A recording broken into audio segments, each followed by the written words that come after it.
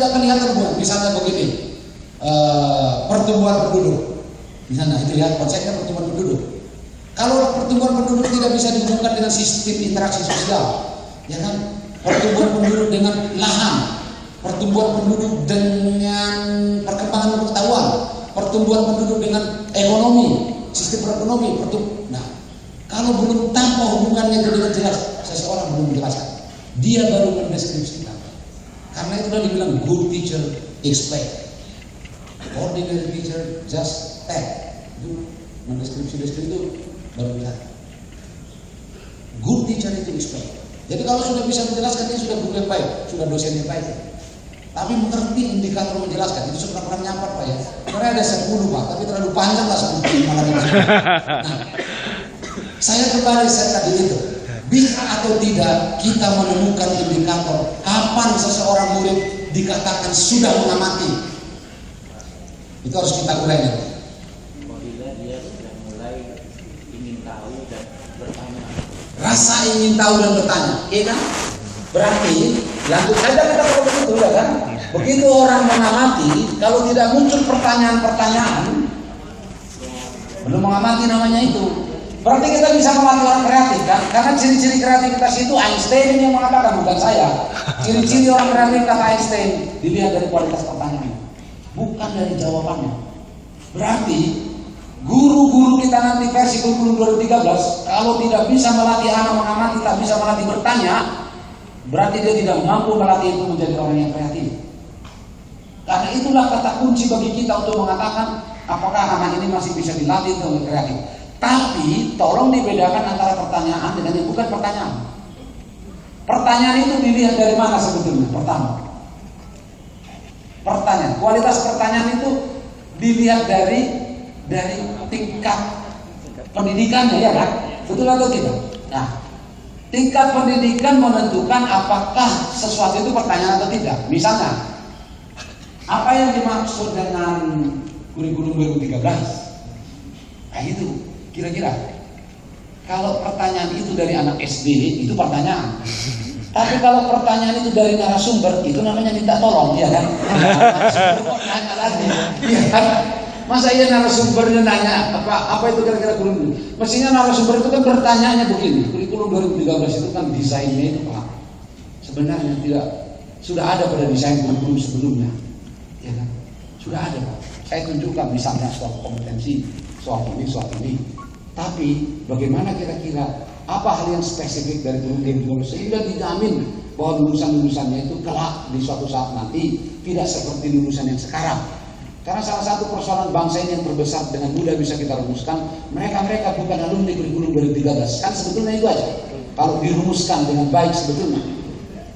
Saya kira itu pertanyaannya. Kalau narasumber yang bertanya, berarti kalau ada mahasiswa disuruh mengamati handphone ini, dalam pikiran Bapak dan Ibu, pertanyaannya harus di luar dugaan kita. Kalau yang masih kita duga-duga pertanyaannya, itu belum murid yang kreatif itu. Anak-anak kreatif itu, coba nanti. Kadang-kadang pertanyaan itu di luar dugaan kita kan. Itu orang-orang yang kreatif seperti itu. Dia bisa. Nah kalau misalnya lah, kalau anak SD ditanya, disuruh, kira-kira yang muncul pertanyaannya apa? Iya kan? Apa kira-kira yang muncul? Ya, cobalah. Memerankan anak SD aja kita susah, apalagi memerankan sarjana. Apalagi mau memerankan dosen ini, mau memerankan narasumber aja. Orang memerankan anak SD itu kita gagal ini sekali ini. Kira-kira apa pertanyaannya? Ya, mereknya apa Pak? Ya kan? Di mana dibelinya Pak? Berapa harganya itu Pak? Kan kira-kira seperti itu ya kan? Pertanyaan anak SD gitu. Nah, ada game atau tidak di situ Pak? Nah, kalau itulah pertanyaannya, terus kita gali, kita suruh lagi mengamati, kita suruh lagi. Kira-kira berubah nggak pertanyaannya? Kalau berubah, berarti kapasitas mengamatinya itu semakin baik. Nanti lama-lama akan terstruktur di sini Pak. Bagaimana cara mengamati? Akan terstruktur Pak. Bapak dan Ibu pernah dengar the golden ratio? Golden ratio? Siapa yang dari seni rupa di sini? Guru seni ada nggak ya? Seni budaya, apalagi seni budaya. The golden ratio pernah dengar? The golden ratio, seluruh lukisan-lukisan terbaik dunia itu menggunakan the golden ratio. The golden ratio itu berapa angkanya? 1,5 1,6. Jadi itulah rasio perbandingan. Lihat, kalau Bapak ukur panjang tangan dengan ini ke sini itu 1,6. Bandingkan dengan 1,6. Ini panjang muka dengan lebar muka, orang yang paling cantik di muka bumi ini rasionya 1,6. Tapi jangan nanti tiba-tiba mengukur wajah orang saja. Atau tiba-tiba pulang ke rumah diukur wajah istri. Menurut Pak Guntur kau ini tidak rasional. Jangan begitu. Tapi itu the golden ratio itu. Itu hasil pengamatan yang luar biasa dari makanya dikenal deret Fibonacci. Ya kan? Fibonacci itu. Itu pengamatan yang luar biasa itu. Lihatlah kesempurnaan itu ada pada rasio 1,61 sekian. Apa saja? Lihat. Jarak hidung ke dagu ini dibanding jarak mulut ke sini 1,6. Semua orang-orang cantik begitu. Dan itu kalau itu terjadi, kalau ditemukan rasio 1,6 pada diri orang, lihat. Kepala saya ini diukur dengan panjang ini, kaki sepanjang ini dan lutut ke bawah 1,6. Itulah orang yang paling cantik di dunia itu. Itu rasio emas itu.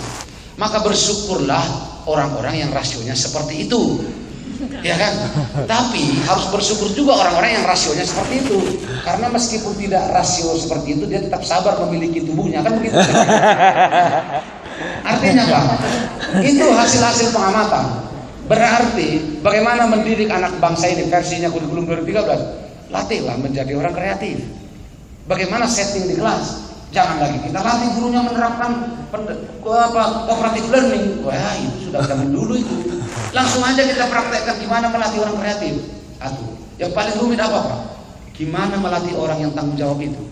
Karena di ujung pendidikan ini kata pasal 3 ayat 1 Undang-Undang Sisdiknas, di ujungnya sana itu adalah tanggung jawab. Itulah yang termahal. Istri yang bertanggung jawab, suami bertanggung jawab, presiden yang bertanggung jawab. Selesai negara ini pasti baik-baik semuanya. Tukang sapu jalanan bertanggung jawab, para maling-maling pun bertanggung jawab, kan?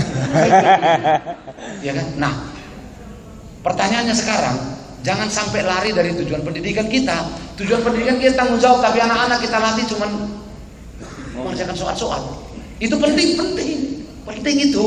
Mengucapkan bahasa Inggris, repeat, kata guru bahasa Inggris, repeat, lesson repeat. Ya, gitu. Perlu, tapi sekarang persoalannya begini. Sanggupkah Anda sebagai guru melatih anak ini menjadi anak yang bertanggung jawab? Di tangan Anda 6 tahun guru SD, di tangan guru SMP 3 tahun, di tangan guru SMA itu 3 tahun, di tangan bapak ibu dosen 5 tahun atau 4 tahun minimal. Coba kira-kira begitu lulus S1 yang bertanggung jawab atau tidak dia? Coba amati sekarang. Hanya 5 dari 40 murid yang bisa dihasilkan punya intelektual yang baik. Belum tanggung jawab ya. Nah, dalam pengalaman saya sebagai guru 5 tahun dulu, belum saya temukan murid yang bertanggung jawab. Sebab dari mana saya tahu? Begitu saya lepas ujian, dia kerjasama langsung. Itu tak bertanggung jawab namanya itu. Dia tidak bertanggung jawab dengan apa yang dia kerjakan. Langsung dia kerjasama. Padahal orang baik-baik itu semuanya, tapi kerjasama. Saya mengajar di sekolah yang baik-baik juga, yang menengah gitu. Tapi begitu saya biarkan mereka itu, tidak ada yang mau kerja sendiri. Jadi terbalik dia, anak-anak Indonesia. Mestinya kalau ujian kan kerja sendiri. Nah, ketika dia disuruh kerja sendiri, baru dia kerja kelompok, langsung nanya-nanya. Asal disuruh kerja kelompok, dia pun kerja sendirian, tak ada partisipasinya di kelompok. Tak mau dia berpartisipasi. Beberapa orang aja yang kerja kelompok. Jadi terbalik. Nah, pertanyaannya sekarang menjadi krusial. Gimana cara melatih anak ini bertanggung jawab? Kalau guru pun di negeri ini tidak mampu, siapa lagi yang mampu? Sudahlah, kita serahkan negara ini ke siapa lagi? Kalau guru pun sudah menyerah, saya pun tak paham membuat itu orang bertanggung jawab. Coba bayangkan berapa runyamnya negara ini sekarang. Betapa kita ini sebetulnya sudah di titik nadir yang paling bawah. Kalau sempat guru pun bilang seperti itu, apalagi narasumber bilang seperti itu. Ada narasumber di tempat lain. Sebenarnya saya tak pas ini narasumber. Saya pun tak begitu suka kurikulum 2013 itu. Bagaimana narasumber kok jadi provokator, saya bilang.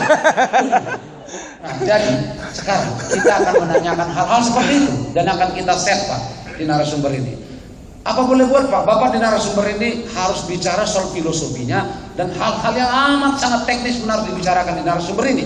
Sebab namanya instruktur nasional berhadapan dengan guru sasaran, apapun akan ditanyanya. Tapi ingat baik-baik, Pak, begitu nanti instruktur nasional menguasai filosofi kurikulum ini, dia pun percaya diri di hadapan para guru sasaran itu. Di balik kemana pun dia bisa mencari nilainya untuk matematik misalnya. Matematik yang paling sederhana, menjumlah, mengalih, berbagi, mengurang, kan itu ya kan? Nah, itulah matematik yang paling sederhana. 4 operasi hitung dasar. Ada berapa operasi hitung sebetulnya? Operasi itu ada berapa? Yang 4 itu yang operasi dasar. Integral operasi atau tidak? Pemangkatan, logaritma dan macam-macam. Tapi 4 lagi, ya kan? Coba bayangkan guru yang istimewa tadi itu begitu dia menjelaskan operasi itu tadi. Ya, di situ ada menjumlah, mengurang, membagi dan mengalihkan. Ya, ketika ditanya apa maknanya? Kalau yang dipermainkan itu cuma angka, berarti dia belum guru matematik yang sampai pada value tadi. Karena dia masih mampu memainkan angka, mengurangkan angka. Kira-kira ya, dengan guru matematik tadi, kira-kira dia mampu tidak menambahkan kebahagiaan orang, mengalihkan rasa mengurangi rasa sedih, membagikan rezeki. Mampu nggak dia mengajarkan itu? Kalau yang dibagi-bagi itu cuma angka itu kan itu guru matematik namanya. Tapi bisa dia nggak mengajar anak-anak ini berbagi rezeki, berbagi makanan pun sudah bisa. Nah, itu udah berhasil tuh guru matematikanya itu. Itu. Makanya kalau ada orang belajar matematik berbagi rezeki pun payah, saya pastikan belum pernah belajar matematika itu. Karena berbagi rezeki aja susahnya bukan main. Itu orang-orang yang tidak pernah belajar matematik. Kalaupun pernah, gurunya dulu tidak mengajarkan nilai berbagi. Jadi yang bisa dibagi itu mestinya bukan hanya angka. Karena angka itu kan diabstraksi dulu. Loh, tidak ada angka 5 itu. Dulu yang ada orang gitu loh yang ada. Orang 5 orang. Lalu orangnya hilang, tinggal 5-nya. Lalu terbayang di pikiran kita itu 5 ini bisa dipasangkan dengan apa saja. Ya kan, 5 orang, 5 rumah, 5 ini bisa. Abstrak dia gitu. Taruhlah tidak bisa berbagi rumah atau berbagi mobil. Masa tidak bisa berbagilah dengan apa-apa yang terjadi sama teman pada saat dia sakit. Jangan cuma bilang kasihan kali ya dia itu sakit. Jangan cuma begitulah. Kok datang apa sih berapapun yang ada. Kalau memberi juga jangan tanggung-tanggung gitu loh. Jangan bilang memberi itu yang penting ikhlas. Jangan. Ya, 1000 untuk apa 1000? Memberi itu yang penting banyak. Soal ikhlas nanti Bapak latihan. Itu ikhlas urusan Bapak sama Tuhan itu. Soal memberi ini urusan yang miskin ini. Soal memberi ini ya kan. Soal urusan Bapak sama Tuhan nanti Bapak latihan ikhlas. Tapi kasih dulu yang banyak bisa beli nasi begitu loh. Jadi jangan kampanyekan memberi yang penting ikhlas. Tidak. Memberi yang penting banyak. Enggak usah, enggak ikhlas dulu enggak apa-apa, yang penting selamat ini orang lapar. Itu loh ilmunya seperti itu. Itulah orang matematik. Makanya saya enggak pernah bilang yang penting ikhlas. Dikasihnya 1000 rupiah untuk apa? Orang lapar enggak bisa beli apa-apa. Nah, kira-kira Bapak dan Ibu, latihannya seperti itu. Maka seluruh latihan itu mau diintegrasikan pada mata pelajaran. Karena itu kita mengatakan begini, tidak ada lagi istilah hanya mata pelajaran agama yang belajar ini, hanya ini, tidak ada. Konstruksi kurikulum 2013 itu adalah bahwa seluruh mata pelajaran itu di dalamnya diintegrasikan value, tapi nilai yang sesuai lah, jangan dipaksa-paksakan. Kan nilai berbagi kan jelas tadi itu kan. Nilai baik buruk misalnya boleh juga kita transfer, ini tapi awam ya. Mohon maaf kalau matematika tidak boleh dipakai ini, tapi ini awam. Lihat, positif itu benar, negatif itu salah.